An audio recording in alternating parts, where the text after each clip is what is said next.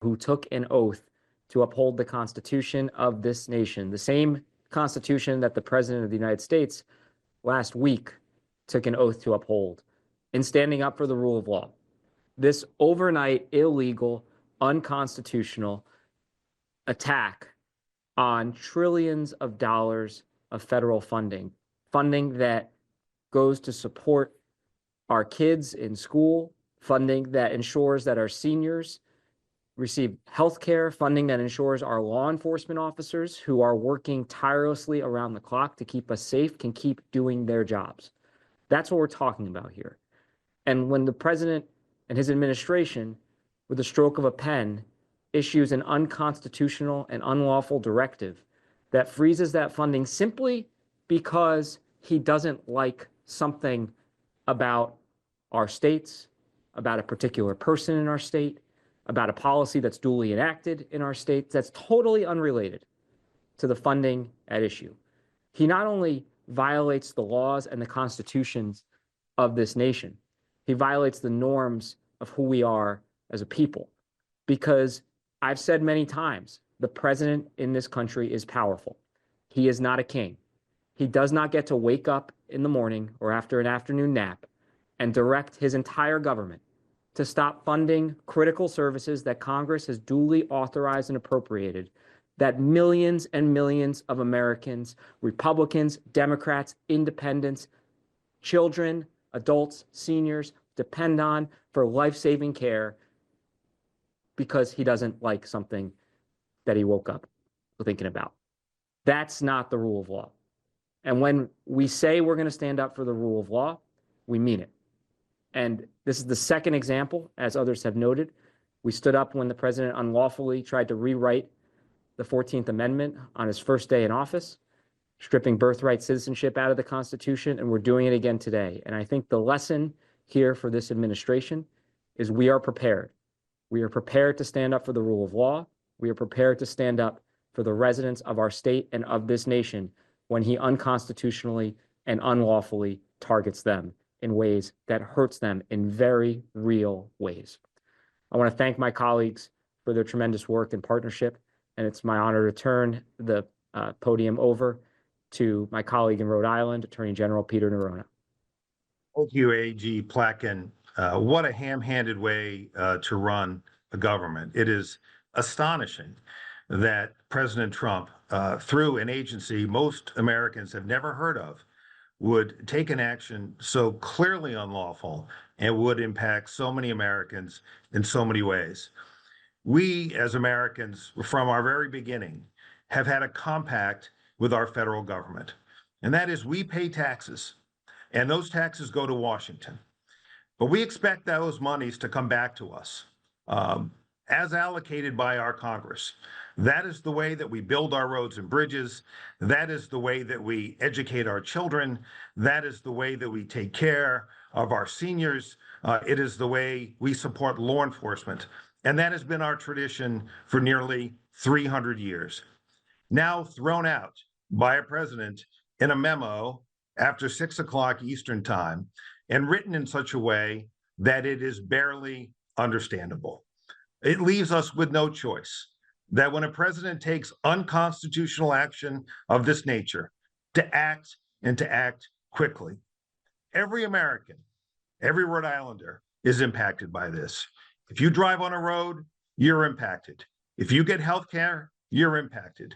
If your children are being educated in our schools, you're impacted.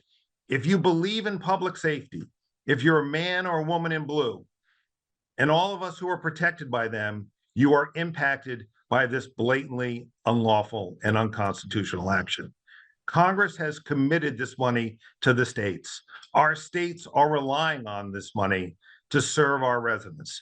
And so this action was necessary and it needed to happen quickly. And I'm so grateful for the great work of the men and women in our offices across the country that worked so hard to get this done so quickly.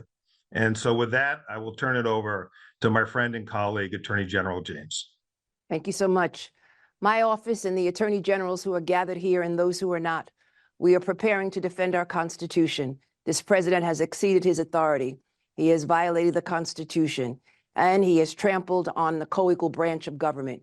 It's really critically important that we stand up and defend the rights and liberties of all Americans. And at this point in time, we will take some questions. Thank you, Attorney General. Our first question will come from Kevin Rector. And just a reminder, please pose the question to a specific Attorney General. Thank you. Kevin? Hi, my question is for California Attorney General Bonta. I'm wondering if you can speak to two things. One being whether you believe disaster relief, including for the California fires, will be impacted here. And secondly, whether you can speak to whether you believe the confusion around the order is part of the process, part of the intent of this administration. I'll answer your first question first. I do believe that the FEMA funding is at risk, and we need it. We need it now. We needed it yesterday and without conditions. And it's unfortunate that it's being put at risk, not just from potential conditions being imposed by the president, but also by this memo.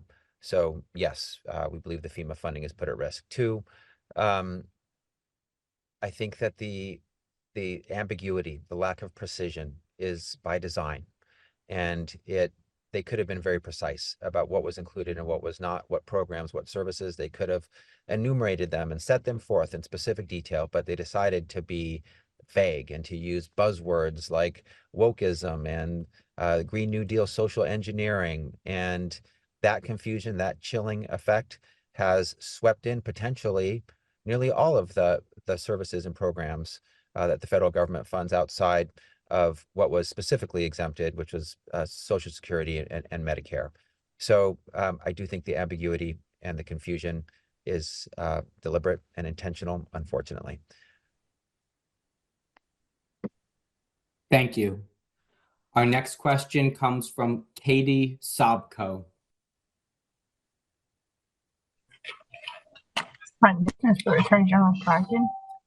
Regarding this lawsuit and the one from last week, is there any concern about setting a precedent that will enable the Trump administration to expand powers of the executive branch, given the current makeup of the Supreme Court? Look, we're prepared to stand up for the rule of law, and I'm confident that the federal courts will agree with us. When you have such blatant violations of the rule of law, in the case we filed last week, federal judge said it was the most ridiculous argument put forth by the government in 40 years of federal service. We're not talking about nibbling at the edges of the president's authority.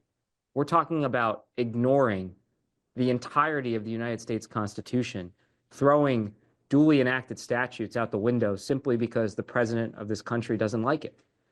That's not permissible under our legal system. Presidents have powers, but they are not unlimited. And states, as you're seeing here, have the power when the president violates that law and hurts our residents. We have the power to stand up and protect them and speak on their behalf. And that is what we're doing. And I'm confident that we will be successful in that effort. Thank you. Our final question comes from Michael Sisak. Sorry, how to unmute myself. This is for Attorney General James, but also for all of the AGs if they want to weigh in. Kind of piggybacking on that last question, everyone's resources are limited. How do you go about strategizing which of the flurry of activity is something you're going to go after, right? We had birthright citizenship, we have OMB this week. Who knows what's next? And then if I could get your response to the criticism that Trump over the years has had, that these are Democratic attorney generals, these are adversaries, these are people that don't like him that are taking these actions. I just wanted to get your take on both those things. First, this is not a question of being adversarial. This is a question of the Constitution and the rule of law. And all of us took an oath to obey the Constitution and uphold it. Clearly, his actions are arbitrary and capricious. His actions violate the Constitution, the separation of powers. He fails to respect a co-equal branch of government. He exceeded his authority.